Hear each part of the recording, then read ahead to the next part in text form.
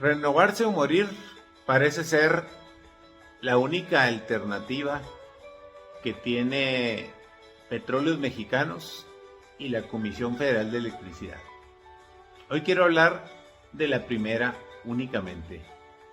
La verdad son realmente espeluznantes los números cuando uno los ve en el contexto de lo que está pasando en el mundo, sobre todo porque el futuro del petróleo es hoy en día incierto, es el patito feo de la economía mundial, y no por el tema de los precios, sino por el tema de la contaminación, por la emisión de gases contaminantes al medio ambiente, es decir, al aire, provocados pues por la quema de gasolina, de diésel, de combustóleo, de gas natural, de metano, todos esos combustibles fósiles derivados del petróleo.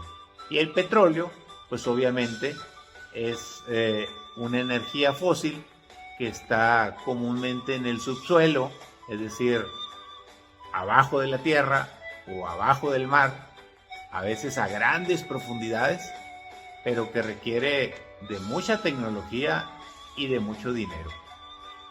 En nuestro país, Petróleos Mexicanos pues tiene una historia muy larga, de más de un siglo prácticamente.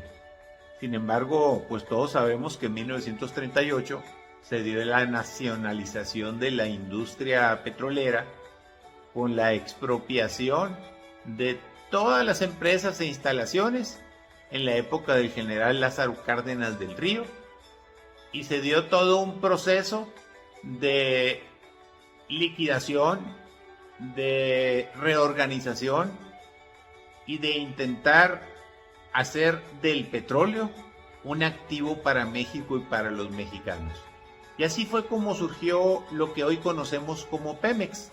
Pero obviamente si yo le estoy hablando de 1938, cuando el petróleo era explotado aquí en México por extranjeros, pues entonces se tomó la decisión de explotarlo ahora por mexicanos. Creo que el error personal, el error que se cometió históricamente estriba fundamentalmente en haber mezclado la parte empresarial, o sea, el manejo de Pemex como una empresa productiva del Estado, haberla manejado como una empresa estatal al servicio del presidente de la República en turno. Entonces, esto provocó que los gobiernos posteriores a Lázaro Cárdenas, es decir, a todos los que le ha tocado manejar este complicado problema de no solo la exploración, sino la extracción, la refinación y la comercialización de los productos derivados del petróleo, pues ha sido con altas y con bajas. Es decir, de repente Pemex ha tenido o tuvo sus buenos momentos, sus buenos años, pero siempre en el marco de lo que sucede en todos lados. El petróleo es un bien, luego es un producto, vaya, de consumo mundial, y por lo tanto su producción y su comercialización de los millones y millones de barriles de petróleo que se dan en el mundo, fundamentalmente dominado por los países árabes, que es donde hay más petróleo en el mundo, y obviamente por los Estados Unidos y muchos otros países. Hay otros países que son industrializados y no tienen petróleo, ¿eh? ¿Y cómo le hacen? ¿Cómo le hace un Japón, por ejemplo, para ser una potencia mundial? ¿O cómo le hace Alemania? Explíqueme usted cómo le hacen si no tienen petróleo. Y nosotros teniendo todo, estamos quebrados y tronados. Somos el número 1 en el mundo como la empresa petrolera más endeudada ahorita en la historia de la humanidad, ¿eh? Tenemos ese récord Guinness, o para Ripley, como usted quiera verlo. No es muy buen récord, ni muy buenos números, ni nada que nos podamos enorgullecer. Pero volviendo al tema, los presidentes de la República, muchos de ellos empezaron a convertir a Pemex en una entidad política, más que en una empresa del Estado mexicano.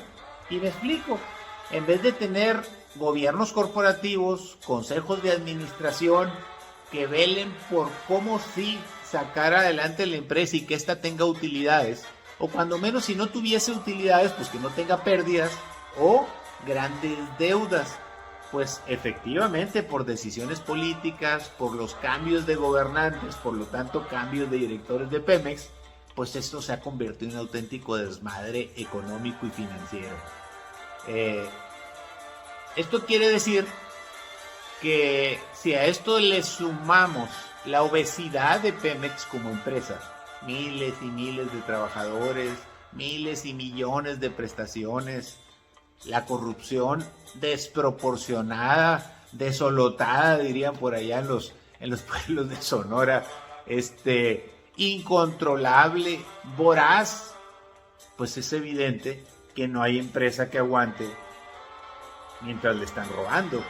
Hoy en día, fíjese que con todos los controles, con toda la voluntad de rescatar a Pemex, con toda la intención de hacer las cosas bien, de todas maneras nos siguen pegando una verdadera pela con la robadera, y estoy hablando de la robadera pública, fíjense nomás, ciudadanos, o sea, auténticos criminales, organizan a cientos de ciudadanos y a cientos de delincuentes para robarse la gasolina, el diésel, lo que puedan, por todos los gasoductos que tiene Pemex por la República Mexicana. A eso es a lo que conocemos como huachicol.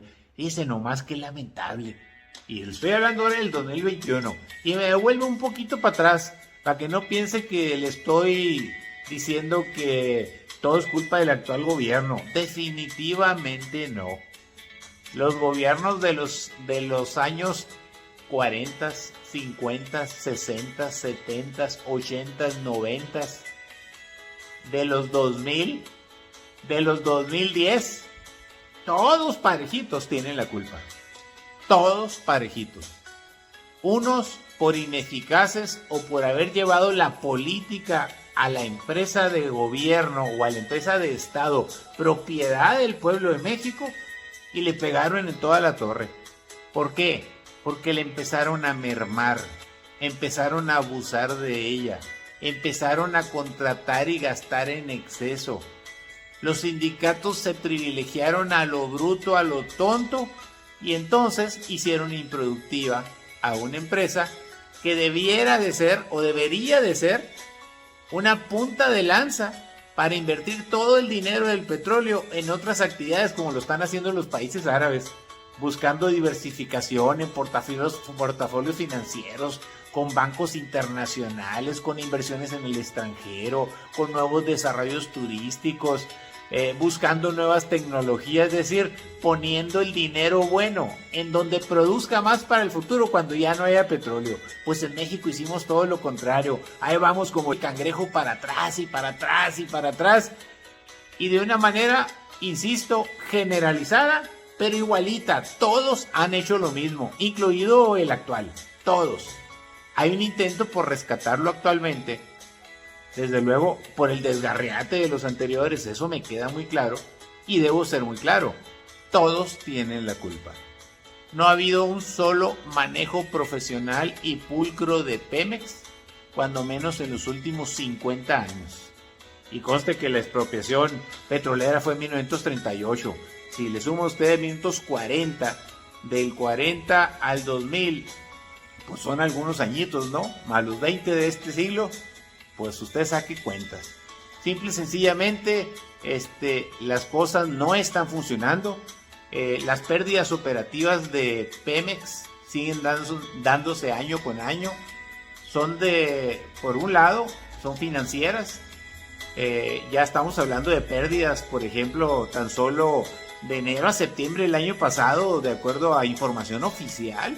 Imagínense, más de 100,237 millones de pesos se perdieron operativamente. Estaba viendo que la deuda acumulada de Pemex es ya ahorita de prácticamente 3 billones de pesos. O sea, algo así como más de 113 mil millones de dólares. Fíjense qué locura, en qué grados andamos. El dinero que se inyecta a Pemex es como el que se le pone a un enfermo, que le pones sangre o que le pones oxígeno o que le das una aspirina, pero realmente tiene cáncer terminal o se está muriendo. Entonces, es bien importante entender que el hecho de estarle metiendo dinero bueno al malo es también muy grave. Se tienen que buscar un plan de shock emergente, se tiene que buscar una estrategia totalmente diferente, se tiene que buscar una asesoría internacional en la materia, cuidando los gastos y cuidando todos los detalles, pero no lo podemos hacer nosotros solos, y menos con gente que no es experimentada en el manejo y la conducción de esta empresa importante para los mexicanos.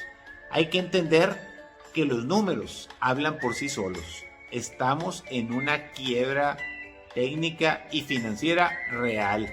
Simple y sencillamente no podemos seguir con una empresa del Estado que es orgullo de México, pero que está colapsada, quebrada, obesa, obsoleta tecnológicamente, que es una charanga, un fierro viejo, no es rentable y en vez de utilidades tiene pérdidas.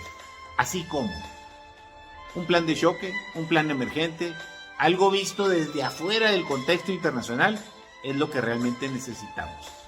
Pero en fin, ese es mi comentario del día de hoy. No muy agradable, más bien desagradable, por el contexto de lo que estamos viviendo los mexicanos con nuestro petróleo, con nuestras energías no renovables, porque estas no se renuevan. Y es importante pensar qué es lo que vamos a hacer. Y para hacerlo hay que estar convencido de que si seguimos haciendo lo mismo, vamos a tener los mismos resultados. Pérdidas, pérdidas y quebrantos. Y el que va a pagar el pato es el pueblo de México. Espero que haya una reconsideración al respecto. No solo un intento de reforma energética, de parchecitos, de paliativos y de echar culpas al pasado. Que quede claro, todos los presidentes de la República de 1940 o de 1940 hasta 2021 tienen la culpa. Todos. Saludos. Gracias por escucharme.